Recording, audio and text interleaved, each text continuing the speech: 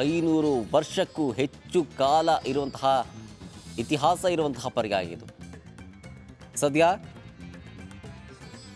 ಪರ್ಯಾಯೋತ್ಸವದ ನೇರ ದೃಶ್ಯಾವಳಿಗಳನ್ನು ಗಮನಿಸ್ತಾ ಇದ್ದೀರಿ. ಕೃಷ್ಣ ಮಠದ ನೇರ ದೃಶ್ಯಾವಳಿಗಳನ್ನು ಟಿವಿ ಸ್ಕ್ರೀನ್ ಮೇಲೆ ಗಮನಿಸ್ತಾ ಇದ್ದೀರಿ. ಶ್ರೀಗಳು ಕೃಷ್ಣ ಮಠದ ಒಳಗಿದ್ದಾರೆ. ಮಧ್ವಾಚಾರ್ಯರ ಗುಡಿ ಇದೆ. ಮಧ್ವಾಚಾರ್ಯರ ಗುಡಿಯ ಮುಂದಿನ ದೃಶ್ಯಾವಳಿಗಳನ್ನು ಗಮನಿಸ್ತಾ ಇದ್ದೀರಿ. ಇಲ್ಲಿ ಅಧಿಕಾರ ಸ್ವೀಕಾರವನ್ನು ಮಾಡಿಕೊಳ್ತಾರೆ ಸುಗುಣೇಂದ್ರ ಶ್ರೀಗಳು. ಕಳೆದ ಬಾರಿ ಪೀಠಾರೋಹಣ ಮಾಡಿದಂತಹ ಕೃಷ್ಣಾಪುರ ಮಠದ ಶ್ರೀ ವಿದ್ಯಾಸಾಗರ ತೀರ್ಥ ಶ್ರೀಗಳು, ಪುತ್ತಿಗೆ ಮಠದ ಶ್ರೀಗಳಾದಂತಹ ಸುಗುಣೇಂದ್ರ ಶ್ರೀಗಳಿಗೆ ಅಧಿಕಾರ ಹಸ್ತಾಂತರವನ್ನು ಮಾಡ್ತಾರೆ. ಪುತ್ತಿಗೆ ಶ್ರೀಗಳ 4ನೇ ಪರ್ಯಾಯ ಉತ್ಸವವಿದು. ಅದರ ನೇರ ದೃಶ್ಯಾವಳಿಗಳನ್ನು ಗಮನಿಸ್ತಾ ಇದ್ದೀರಿ. ಶಿಷ್ಯ ಸುಶೀಂದ್ರ ತೀರ್ಥರ ಜೊತೆಗೆ ಸುಗುಣೇಂದ್ರ ಶ್ರೀಗಳು ಮಧ್ವಾಚಾರ್ಯರ ಗುಡಿ ತಲುಪಿದ್ದಾರೆ. ಇದು ಒಂದು ಭಾಗ. ಮತ್ತೊಂದು ಭಾಗದಲ್ಲಿ ವೇದಿಕೆಯನ್ನು ಸಿದ್ಧಪಡಿಸಲಾಗಿದೆ. ವೇದಿಕೆಯಲ್ಲಿ ನಾಟಕ ಪ್ರದರ್ಶನವಾಗ್ತಾ ಇದೆ. ಅದರ ಮುಂಭಾಗದಲ್ಲಿ ಕುಳಿತುಕೊಳ್ಳೋದಕ್ಕೆ ಗಣ್ಯರಿಗೆ, ಜನರಿಗೆ ಆಸನದ ವ್ಯವಸ್ಥೆಯನ್ನು ಕೂಡ ಮಾಡಲಾಗಿದೆ. ಇಲ್ಲಿಗೆ ಮಾಜಿ ಸಿಎಂ BS ಯಡಿಯೂರಪ್ಪನವರು ಕೂಡ ಈಗಷ್ಟೇ ಆಗಮಿಸಿದಂತಹ ದೃಶ್ಯಾವಳಿಗಳನ್ನು ನೀವು ಗಮನಿಸಿದ್ರಿ. ಇನ್ನು ಗೃಹ ಸಚಿವ ಡಾಕ್ಟರ್ ಜಿ ಪರಮೇಶ್ವರ್ ಅವರು ಕೂಡ ಬರಲಿಕ್ಕಿದ್ದಾರೆ. ಅಷ್ಟೇ ಅಲ್ಲದೆ ಇನ್ನೊಂದಿಷ್ಟು ಗಣ್ಯರು ಕೂಡ ಈ ಒಂದು ಪರ್ಯಾಯೋತ್ಸವವನ್ನು ಕಣ್ತುಂಬಿಕೊಳ್ಳೋದಕ್ಕೆ ಬರ್ತಾರೆ.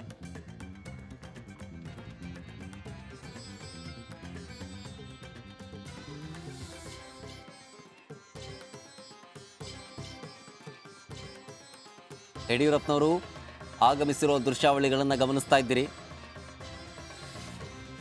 ಕೃಷ್ಣ ಮಠದ ಒಳಗೆ ಪ್ರವೇಶವನ್ನು ಮಾಡ್ತಾ ಇದ್ದಾರೆ. ಸುಗುಣೇಂದ್ರ ಶ್ರೀಗಳಿರುವ ಜಾಗಕ್ಕೆ ಹೋಗ್ತಾ ಇದ್ದಾರೆ. ಜೊತೆಗೆ ಇನ್ನೇನು ಕೆಲವೇ ಕ್ಷಣಗಳಲ್ಲಿ ಅಧಿಕಾರ ಹಸ್ತಾಂತರವಾಗುತ್ತೆ. ಅದನ್ನು ಕೂಡ ಕಣ್ತುಂಬಿಕೊಳ್ಳೋದಕ್ಕೆ ಜನ ಕಾತರದಿಂದ ಕಾಯ್ತಾ ಕುಳಿತಿದ್ದಾರೆ.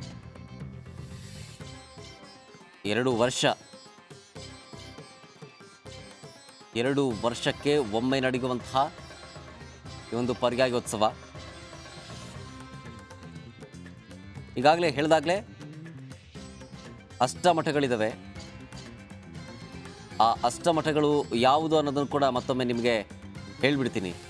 ಕಾಣಿಯೂರು ಮಠ, ಸೋದೆ ಮಠ, ಪುತ್ತಿಗೆ ಮಠ, ಅದಮಾರು ಮಠ, ಪೇಜಾವರ ಮಠ, ಬಲಿಮಾರು ಮಠ, ಕೃಷ್ಣಾಪುರ ಮಠ, ಶಿರೂರು ಮಠಗಳಿದೆ.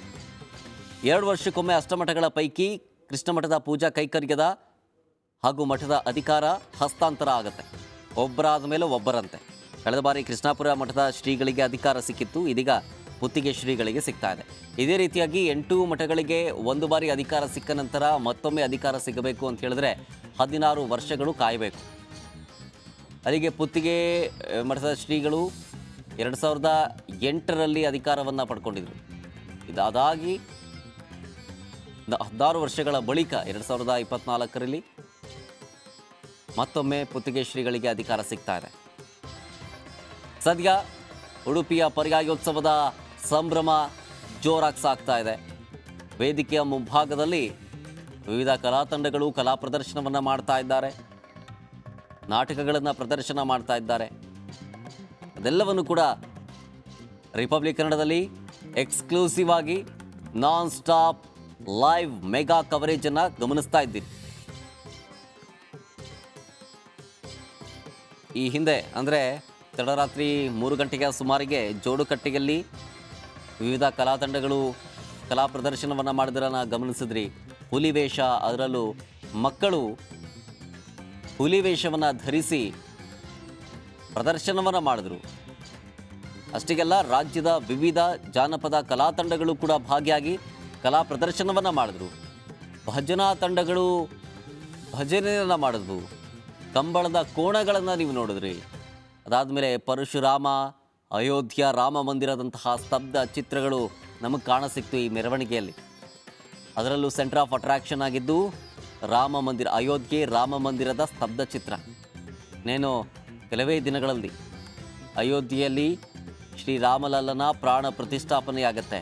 ಇಡೀ ವಿಶ್ವದ ಚಿತ್ತ ಅಯೋಧ್ಯೆಯತ್ತ ನೆಟ್ಟಿದೆ. ಇದೇ ಸುಸಂದರ್ಭದಲ್ಲಿ ಉಡುಪಿಯಲ್ಲೂ ಕೂಡ ಪರ್ಯಾಯೋತ್ಸವ ನಡೀತಾ ಇದೆ. ಈ ಪರ್ಯಾಯೋತ್ಸವದ ಸಂಭ್ರಮದಲ್ಲಿ ಟ್ಯಾಬ್ಲೋಗಳನ್ನು ಪ್ರದರ್ಶನ ಮಾಡುವಂತಹ ಸಂದರ್ಭದಲ್ಲಿ ರಾಮ ಮಂದಿರದ ಒಂದು ಸ್ತಬ್ಧ ಚಿತ್ರಗಳನ್ನು ಕೂಡ ಇಲ್ಲಿ ಪ್ರದರ್ಶನ ಮಾಡಲಾಯಿತು. ಈ ಒಂದು ಉತ್ಸವದಲ್ಲಿ ಪಾಲ್ಗೊಂಡಿರುವಂತಹ ಲಕ್ಷಾಂತರ ಜನ ಭಕ್ತರಿಗೆ ಇವತ್ತು ಮಧ್ಯಾಹ್ನ ಭೋಜನದ ವ್ಯವಸ್ಥೆಯನ್ನು ಕೂಡ ಮಾಡಲಾಗಿದೆ. ಬೆಳಗ್ಗೆ ಮತ್ತು ಸಂಜೆಯ ದರ್ಬಾರ್ ಸಮ್ಮಾನವಲ್ಲದೆ ಕೃಷ್ಣಾನುಗ್ರಹ ಪ್ರಶಸ್ತಿ ಸಹಿತ ಸುಮಾರು 20 ಮಂದಿ ಗಣ್ಯರನ್ನ ಗೌರವಿಸಲಾಗುತ್ತೆ. ಇಲ್ಲಿಗೆ ಇವತ್ತಿಗೆ ಅಷ್ಟೇ ಕಾರ್ಯಕ್ರಮ ಮುಗಿಯೋದಿಲ್ಲ. 24ನೇ ತಾರೀಕಿನವರೆಗೂ ಕೂಡ ವಿವಿಧ ರೀತಿಯಾದಂತಹ ಕಲಾ ಪ್ರದರ್ಶನಗಳು, ಕಾರ್ಯಕ್ರಮಗಳು, ರಸಮಂಜರಿ ಕಾರ್ಯಕ್ರಮಗಳು ಎಲ್ಲವೂ ಕೂಡ ಜರುಗುತ್ತವೆ. ಅದರ ಭಾಗವಾಗಿ ಈಗ ನೋಡ್ತಾ ಇರುವಂತಹ ನೇರ ದೃಶ್ಯಾವಳಿಗಳು, ನೃತ್ಯ ಪ್ರದರ್ಶನವಾಗ್ತಾ ಇದೆ. ಕಲಾ ತಂಡಗಳು ಕಲಾ ಪ್ರದರ್ಶನವನ್ನು ಮಾಡ್ತಾ ಇವೆ. ಇದು ಇವತ್ತಿಂದಾದರೆ 24ನೇ ತಾರೀಕಿನವರೆಗೂ ಕೂಡ ವಿವಿಧ ಸಾಂಸ್ಕೃತಿಕ ಕಾರ್ಯಕ್ರಮಗಳು ಉತ್ಸವದ ಸಂಭ್ರಮವನ್ನು ಹೆಚ್ಚು ಮಾಡ್ತವೆ. ಪರ್ಯಾಯ ಮೆರವಣಿಗೆ ಸಾಗಿದ್ದನ್ನು ಗಮನಿಸಿದ್ರಿ. ತಡರಾತ್ರಿ 3 ಗಂಟೆಗೆ ನಂತರ ಜೋಡುಕಟ್ಟೆಯಿಂದ ಕೃಷ್ಣ ಮಠದವರೆಗೆ ಮೆರವಣಿಗೆ ಸಾಕ್ತು. ಶ್ರೀ ಸುಗುಣೇಂದ್ರ ಶ್ರೀಗಳು ಪಲ್ಲಕ್ಕಿಯಲ್ಲಿ ಸಾಗಿ ಶ್ರೀಕೃಷ್ಣ ಮಠದ ಮುಂಭಾಗಕ್ಕೆ ಬಂದರು. ಶ್ರೀಕೃಷ್ಣ ಮಠದ ಮುಂಭಾಗಕ್ಕೆ ಬರ್ತಾ ಇದ್ದಂತೆ ಶ್ರೀಗಳನ್ನು ಅದ್ಧೂರಿಯಾಗಿ ವೆಲ್ಕಮ್ ಮಾಡಿಕೊಳ್ಳಾಯಿತು. ಆರತಿಯನ್ನು ಬೆಳಗಿ ತಿಲಕವನ್ನು ಇಟ್ಟು ಅವರಿಗೆ ಬರ ಮಾಡಿಕೊಂಡ್ರು. ಕೃಷ್ಣ ಮಠದ ಒಳಗೆ ಕೃಷ್ಣ ಮಠಕ್ಕೆ ಎಂಟ್ರಿ ಆಗ್ತಾ ಇದ್ದಂತೆ ಕನಕನ ಕಿಂಡಿಯ ಮೂಲಕ ಶ್ರೀಕೃಷ್ಣನ ದರ್ಶನವನ್ನು ಸುಗುಣೇಂದ್ರ ಶ್ರೀಗಳು ಮಾಡಿದ್ರು. ಅದಾದಮೇಲೆ ಅನಂತೇಶ್ವರ, ಚಂದ್ರಮೌಳೇಶ್ವರ ದೇವರ ದರ್ಶನವನ್ನು ಪಡ್ಕೊಂಡ್ರು. ಇದೀಗ ಮಧ್ವಾಚಾರ್ಯರ ಗುಡಿಗೆ ಎದುರು ಬಂದಿದ್ದಾರೆ. ಇನ್ನೇನು ಕೆಲವೇ ಕ್ಷಣಗಳಲ್ಲಿ ಅಧಿಕಾರ ಹಸ್ತಾಂತರ ಕೂಡ ಆಗುತ್ತೆ. ಕಳೆದ ಬಾರಿ ಪೀಠಾರೋಹಣ ಮಾಡಿದಂತಹ ವಿದ್ಯಾಸಾಗರ ತೀರ್ಥ ಶ್ರೀಗಳು ನೂತನವಾಗಿ ಪೀಠಾರೋಹಣ ಮಾಡುವಂತಹ ಸುಗುಣೇಂದ್ರ ಶ್ರೀಗಳಿಗೆ ಅಧಿಕಾರ ಹಸ್ತಾಂತರವನ್ನು ಮಾಡ್ತಾರೆ. ಅಧಿಕಾರ ಹಸ್ತಾಂತರ ಹೇಗಿರುತ್ತೆ ಅಂತ ಹೇಳಿದ್ರೆ, ಕೃಷ್ಣ ಮಠದಲ್ಲಿ ಒಂದು ಮರದ ಮಣೆ ಇದೆ. ಅದನ್ನು ಸರ್ವಜ್ಞ ಪೀಠ ಅಂತ ಕರೀತಾರೆ. ಯಾಕೆ ಅಂತ ಹೇಳಿದ್ರೆ, ಮಧ್ವಮತ ಪ್ರವರ್ತಕರಾದಂತಹ ಶ್ರೀ ಮಧ್ವಾಚಾರ್ಯರ ಸನ್ನಿಧಾನದಲ್ಲಿ ಇರುವಂತಹ ಈ ಒಂದು ಮರದ ಮಣೆ ಇದೆಯಲ್ಲ, ಅದನ್ನು ಸರ್ವಜ್ಞ ಪೀಠ ಅಂತ ಕರೀತಾರೆ. ಶ್ರೀಕೃಷ್ಣನ ಪೂಜೆ ಮಾಡುವ ಮಠಾಧೀಶರಿಗೆ ಅಷ್ಟೇ ಅದು ಸೀಮಿತ, ಅದು ಮೀಸಲು. ಇವತ್ತು ಮುಂಜಾನೆ ಅಂದರೆ ಪರ್ಯಾಯೋತ್ಸವದ ಮುಂಜಾನೆ ಕೃಷ್ಣನ ಪೂಜೆಗೆ ಆಗಮಿಸಿದ್ದಾರೆ ನೂತನ ಮಠಾಧೀಶರು ಸುಗುಣೇಂದ್ರ ಶ್ರೀಗಳು. ನೂತನ ಮಠಾಧೀಶರ ಕೈ ಹಿಡ್ಕೊಂಡು ನಿರ್ಗಮನ ಮಠಾಧೀಶರು ಈ ಸರ್ವಜ್ಞ ಪೀಠದ ಮೇಲೆ ಕೂರಿಸ್ತಾರೆ. ಅಂದರೆ ಸುಗುಣೇಂದ್ರ ಶ್ರೀಗಳ ಕೈಯನ್ನು ಹಿಡ್ಕೊಂಡು ವಿದ್ಯಾಸಾಗರ ತೀರ್ಥ ಶ್ರೀಗಳು ಇದೇ ಪೀಠದ ಮೇಲೆ ಕೂರಿಸ್ತಾರೆ, ಸರ್ವಜ್ಞ ಪೀಠದ ಮೇಲೆ. ಅವರು ಕೂರಿಸ್ತಾ ಇದ್ದಂತೆ ಅಲ್ಲಿಗೆ ಅಧಿಕಾರ ಹಸ್ತಾಂತರ ಪ್ರಕ್ರಿಯೆ ಅಲ್ಲಿಗೆ ಮುಗಿತು. ಅವರು ಕೈ ಹಿಡ್ಕೊಂಡು ಸರ್ವಜ್ಞ ಪೀಠದ ಮೇಲೆ ಕೂರಿಸಿದ್ರೆ ಅಲ್ಲಿ ಅಧಿಕಾರ ಹಸ್ತಾಂತರ ಆದಂತೆಯೇ ಲೆಕ್ಕ. ಯಾವುದೇ ಕಾಗದ ಪತ್ರಗಳಿರೋದಿಲ್ಲ, ಯಾವುದೇ ಸಹಿ ಇರೋದಿಲ್ಲ, ಏನೂ ಇರೋದಿಲ್ಲ. ಪೀಠದ ಮೇಲೆ ಕೈ ಹಿಡ್ಕೊಂಡು ಬಂದು ಅವರನ್ನು ಕೂರಿಸಿದ್ರೆ ಅಲ್ಲಿಗೆ ಅಧಿಕಾರ ಹಸ್ತಾಂತರ ಮುಗಿಯುತ್ತೆ. ಅಧಿಕಾರ ಹಸ್ತಾಂತರ ಮಾಡ್ತಾ ಇದ್ದಂತೆ ಕೃಷ್ಣ ಮಠದಲ್ಲಿ ಒಂದು ಬೆಳ್ಳಿಯ ಅಕ್ಷಯ ಪಾತ್ರೆ ಇದೆ. ಆ ಅಕ್ಷಯ ಪಾತ್ರೆಯನ್ನು ಕೂಡ ಶ್ರೀಗಳಿಗೆ ಹಸ್ತಾಂತರ ಮಾಡ್ತಾರೆ. ಈಗಾಗಲೇ ಹೇಳಿದಾಗೆ ನಾಡಿನ ಪ್ರಮುಖ ಧಾರ್ಮಿಕ ಕ್ಷೇತ್ರಗಳಲ್ಲಿ ಉಡುಪಿಯ ಶ್ರೀಕೃಷ್ಣ ಮಠವೂ ಕೂಡ ಒಂದು. ದಿನದಿಂದ ದಿನಕ್ಕೆ ಶ್ರೀಕೃಷ್ಣ ಮಠಕ್ಕೆ ಭೇಟಿ ನೀಡೋರ ಸಂಖ್ಯೆ ಹೆಚ್ಚಾಗ್ತಾ ಇದೆ. ಸಾವಿರಾರು ಸಂಖ್ಯೆಯಲ್ಲಿ ಭಕ್ತರು ಆಗಮಿಸ್ತಾರೆ. ಹೀಗಾಗಿ ಬರುವಂತಹ ಭಕ್ತರಿಗೆ ಮಧ್ಯಾಹ್ನದ ಸಂದರ್ಭದಲ್ಲಿ ಅನ್ನ ಪ್ರಸಾದವನ್ನು ಬಡಿಸಲಾಗುತ್ತೆ. ಅದಕ್ಕೆ ಸಂಕೇತವಾಗಿ ಅಂತಾನೆ ಕೃಷ್ಣ ಮಠದಲ್ಲಿ ಒಂದು ಬೆಳ್ಳಿಯ ಅಕ್ಷಯ ಪಾತ್ರೆ ಅಂದರೆ ಸಟ್ಟುಗ ಇದೆ. ಅದನ್ನು ಅಧಿಕಾರ ಬಿಟ್ಕೊಡುವಂತಹ ಮಠಾಧೀಶರು ಹಸ್ತಾಂತರಿಸ್ತಾರೆ. ಸರ್ವಜ್ಞ ಪೀಠಾರೋಹಣ ಮಾಡಿದಂತಹ ಮಠಾಧೀಶರು ಅದೇ ಕ್ಷಣದಲ್ಲಿ ತಮ್ಮ ಪರ್ಯಾಯೋತ್ಸವಕ್ಕೆ ಆಗಮಿಸಿದಂತಹ ಲಕ್ಷಾಂತರ ಭಕ್ತರಿಗೆ ಅನ್ನದಾನಕ್ಕೆ ಸಿದ್ಧರಾಗಿದ್ದಾರೆ. ಬರುವಂತಹ ಭಕ್ತರಿಗೆ ಈ ಒಂದು ಪರ್ಯಾಯೋತ್ಸವದಲ್ಲಿ ಭಾಗಿಯಾದಂತಹ ಸಹಸ್ರಾರು ಸಂಖ್ಯೆಯ ಭಕ್ತರಿಗೆ ಭೋಜನ ವ್ಯವಸ್ಥೆಯನ್ನು ಕಲ್ಪಿಸಲಾಗಿದೆ. ಇವತ್ತು ಮಧ್ಯಾಹ್ನ ಅನ್ನ ಸಾರು, ಮಟ್ಟುಗೊಳ್ಳದ ಸಾಂಬಾರು, ಸುವರ್ಣಗಡ್ಡೆ ಪಲ್ಯ, ಪಾಯಸ, ಹಯಗ್ರೀವ ಮಡ್ಡಿ, ಮೈಸೂರು ಪಾಕ್, ಕಡಿ, ಜಿಲೇಬಿ, ಸಾಟು, ಮೋಹನ ಲಾಡು ಇದೆಲ್ಲವೂ ಕೂಡ ಇರಲಿದೆ. ಇದರ ಜೊತೆಗೆ ಅತಿಥಿಗಳು ಕೂಡ ಆಗಮಿಸ್ತಾ ಇದ್ದಾರೆ. ಸುಮಾರು 300ಕ್ಕೂ ಹೆಚ್ಚು ಮಂದಿ ವಿದೇಶಿಗರು ಪಾಲ್ಗೊಳ್ಳುವಂತಹ ಸಂಭವವಿದೆ ಅಂತ ಹೇಳಲಾಗ್ತಾ ಇದೆ. ಇದರ ಜೊತೆಗೆ ದರ್ಬಾರ್ ನಡೆಸ್ತಾರೆ ಇವತ್ತು ಬೆಳಗ್ಗೆ ಮತ್ತು ಸಂಜೆ.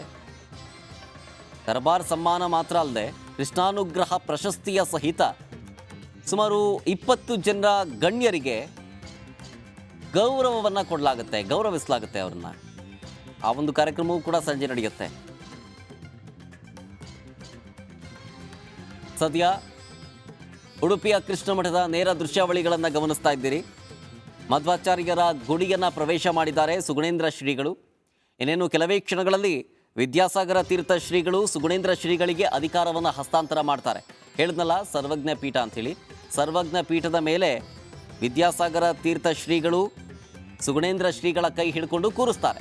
ಸೊ ಅಲ್ಲಿಗೆ ಅಧಿಕಾರ ಹಸ್ತಾಂತರ ಪ್ರಕ್ರಿಯೆ ಪೂರ್ಣಗೊಳ್ಳುತ್ತೆ. ಅದೇ ಸಂದರ್ಭದಲ್ಲಿ ಅವರಿಗೆ ಅಕ್ಷಯ ಪಾತ್ರೆಯನ್ನು ಕೂಡ ಹಸ್ತಾಂತರ ಮಾಡ್ತಾರೆ. ಅಲ್ಲಿಗೆ ಈ ಪ್ರಕ್ರಿಯೆ ಮುಗೀತು. ಇಲ್ಲಿಂದ ದರ್ಬಾರ್ ನಡೆಸ್ತಾರೆ ಶ್ರೀಗಳು, ಖಾಸಗಿ ದರ್ಬಾರನ್ನು ಅರಳುಗದ್ದುಗೆಯಲ್ಲಿ. ಅದಾದಮೇಲೆ ಅಲ್ಲಿ ವಿಧಿವಿಧಾನಗಳು ಜರುಗುತ್ತೆ.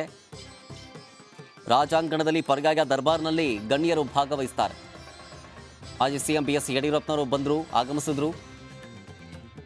ಇದೀಗ ಇನ್ನೂ ಹಲವು ಗಣ್ಯರು ಕೂಡ ಭಾಗಿಯಾಗಲಿಕ್ಕಿದ್ದಾರೆ.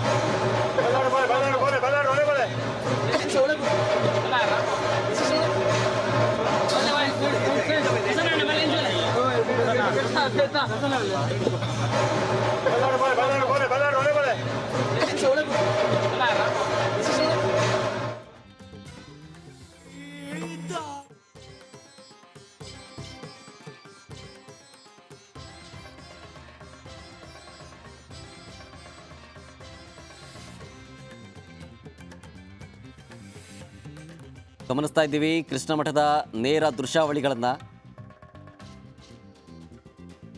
ಧರ್ಮಸ್ಥಳದ ಧರ್ಮಾಧಿಕಾರಿ ವೀರೇಂದ್ರ ಹೆಗಡೆ ಅವರು ಕೂಡ ಆಗಮಿಸಿದ್ದಾರೆ. ಯಡಿಯೂರಪ್ಪನವರು ಕೂಡ ನಮಸ್ಕರಿಸಿ ಅವ್ರನ್ನ ಬರಮಾಡಿಕೊಂಡ್ರು. ಅದರ ನೇರ ದೃಶ್ಯಾವಳಿಗಳನ್ನು, ಎಕ್ಸ್ಕ್ಲೂಸಿವ್ ದೃಶ್ಯಾವಳಿಗಳನ್ನು ಟಿವಿ ಸ್ಕ್ರೀನ್ ಮೇಲೆ ಗಮನಿಸ್ತಾ ಇದ್ದೀರಿ. ಮತ್ತೊಂದು ಕಡೆ ವಿವಿಧ ಕಲಾ ತಂಡಗಳು ಕಲಾ ಪ್ರದರ್ಶನವನ್ನು ಮಾಡ್ತಾ ಇವೆ. ಇದೇ ಸ್ಥಳಕ್ಕೆ ವೀರೇಂದ್ರ ಹೆಗಡೆಯವರು ಆಗಮಿಸಿದ್ದಾರೆ. ಜೊತೆಗೆ ಯು ಟಿ ಖಾದರ್ ಅವರು ಕೂಡ ಆಗಮಿಸಿದ್ದಾರೆ.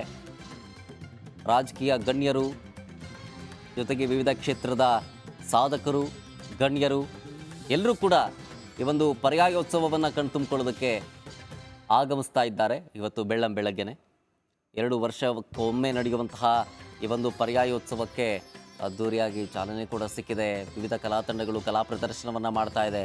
ನಗರದಾದ್ಯಂತ ಹಬ್ಬದ ವಾತಾವರಣವೇ ನಿರ್ಮಾಣವಾಗಿದೆ. ಎಲ್ಲೆಲ್ಲೂ ಲೈಟಿಂಗ್ಸ್ಗಳು, ಜೊತೆಗೆ ಅಲ್ಲಲ್ಲಿ ವಿವಿಧ ಕಲಾ ತಂಡಗಳು ಕಲಾ ಪ್ರದರ್ಶನವನ್ನು ಮಾಡ್ತಾ ಇರೋದು, ಎಲ್ಲವನ್ನು ಕೂಡ ಕಣ್ತುಂಬಿಕೊಳ್ಳೋದಕ್ಕೆ ವೇದಿಕೆ ಕೂಡ ಸಜ್ಜಾಗಿದೆ. ಜೊತೆಗೆ ಜನರು ಕೂಡ ಕಾತರದಿಂದ ಕಾಯ್ತಾ ಇದ್ರು.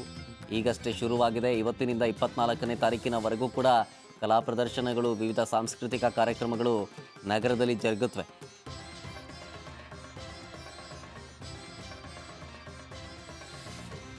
ಇನ್ನೇನು ಕೆಲವೇ ಕ್ಷಣಗಳಲ್ಲಿ ಮಧ್ವಾಚಾರ್ಯರ ಗುಡಿಯ ಎದುರು ಅಧಿಕಾರ ಸ್ವೀಕಾರ ಆಗುತ್ತೆ ಸುಗುಣೇಂದ್ರ ಶ್ರೀಗಳಿಗೆ ವಿದ್ಯಾಸಾಗರ ತೀರ್ಥ ಶ್ರೀಗಳಿಂದ. ಅದಾದ ಮೇಲೆ ಗದ್ದುಗೆ ಅಂದರೆ ಅರಳು ಗದ್ದುಗೆ ಧಾರ್ಮಿಕ ವಿಧಿವಿಧಾನಗಳು ನಡೆಯುತ್ತೆ. ಅಲ್ಲೇ ಅದೇ ಗದ್ದುಗೆಯಲ್ಲಿ ಅರಳು ಗದ್ದುಗೆಯಲ್ಲಿ ಖಾಸಗಿ ದರ್ಬಾರ್ ಕೂಡ ನಡೆಸ್ತಾರೆ. ರಾಜಾಂಗಣದಲ್ಲಿ ಪರ್ಯಾಯ ದರ್ಬಾರ್ನಲ್ಲಿ ಗಣ್ಯರೆಲ್ಲರೂ ಕೂಡ ಭಾಗಿಯಾಗಿರ್ತಾರೆ. 10 ಗಂಟೆಯ ತನಕವೂ ಕೂಡ ಈ ಒಂದು ಪರ್ಯಾಯ ದರ್ಬಾರ್ ನಡೆಯುತ್ತೆ.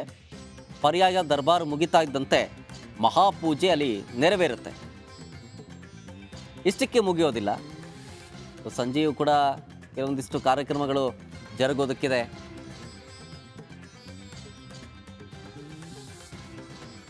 ಇದರ ಜೊತೆಗೆ 24ನೇ ತಾರೀಕಿನವರೆಗೂ ಕೂಡ ನಗರದಲ್ಲಿ ವಿವಿಧ ಸಾಂಸ್ಕೃತಿಕ ಕಾರ್ಯಕ್ರಮಗಳು ನಡೆಯುತ್ತೆ.